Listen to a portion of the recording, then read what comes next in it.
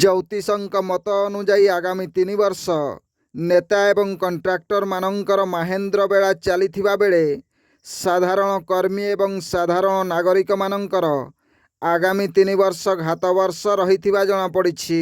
ନେତା ପ୍ରତିନେତା ଏବଂ କଣ୍ଟ୍ରାକ୍ଟର ମାନଙ୍କ ମଧ୍ୟରେ ଦୁଗ୍ଧମଧୁର ସମ୍ପର୍କ ରହିଛି ଦର୍ଶକ ବନ୍ଧୁ, ଯଦ୍ୱାରା କଣ୍ଟ୍ରାକ୍ଟର ମାନଙ୍କ ଦ୍ୱାରା ନିର୍ମାଣ କରାଯାଉଥିବା କାମ ଉପରେ ଗ୍ରାମବାସୀ ଅସନ୍ତୋଷ ପ୍ରକାଶ କରିଛନ୍ତି। କେନ୍ଦୁଝର ଜିଲ୍ଲା ଘସିପୁରା ଅନ୍ତର୍ଗତ ଖଲଣା ଗ୍ରାମରେ ନବନିର୍ମାଣ ହେଉଥିବା ଏକ ଡ୍ରେନ୍ କାମକୁ ନେଇ ଅସନ୍ତୋଷ ପ୍ରକାଶ କରିଛନ୍ତି ଗ୍ରାମବାସୀ। ଗ୍ରାମବାସୀଙ୍କ କହିବା ଅନୁଯାୟୀ ସୂଚନା ଫଳକ ବିନା ଚାଲିଛି ଗ୍ରାମ୍ୟ ଉନ୍ନୟନ ବିଭାଗର କାର୍ଯ୍ୟ। ବାଲି ପ୍ରତି ବଦଳରେ ମାଟି ଫିଲିଂ ହେଉଥିବା ଅଭିଯୋଗ ହୋଇଥିବା ବେଳେ କଂକ୍ରିଟରେ ବାଲି ବଦଳରେ ପଥର ଗୁଣ୍ଡ କାହିଁକି ମିଶ୍ରଣ କରାଯାଉଛି? ବିଭାଗୀୟ ଯନ୍ତ୍ରୀ ବା ଘଟଣାସ୍ଥଳରେ କୌଣସି ଅଧିକାରୀ ଉପସ୍ଥିତ ନ ରହିବା ଘଟଣାକୁ ନେଇ ଗ୍ରାମବାସୀଙ୍କ ମନରେ ତୀବ୍ର ଅସନ୍ତୋଷ ପ୍ରକାଶ ପାଇଛି।